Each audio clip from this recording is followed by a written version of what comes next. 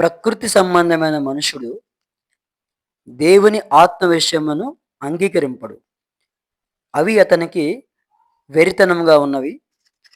అవి ఆత్మానుభవం చేతనే వివేచింపదగును కనుక అతడు వాటిని గ్రహింపజాలడు.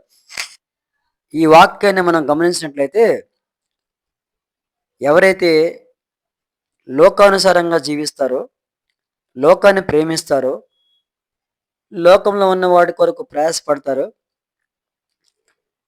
వారికి దేవుని యొక్క ఆత్మ విషయాలు అంటే రక్షణ, మారు మనసు, పరలోక రాజ్యము, దేవుని రాజ్యము, మోక్షము అనే పదాలు వాళ్ళ హృదయంలోనికి జొరబడే అవకాశం లేదు. ఎందుకంటే అతని యొక్క హృదయము లోకపు ఆలోచనల చేత, లోకపు కోరికల చేత, లోకపు ఆశల చేత నింపబడి ఉన్నది. కాబట్టి అతను వాటిని గ్రహింపజాలడు, యాక్సెప్ట్ చేయడు. చాలామంది దేవుని మాటలు చెప్తే వాళ్ళకి వెరితనంగా ఉంటాయి. ఎందుకంటే వాళ్ళ హృదయము మోసపోయి ఉంది.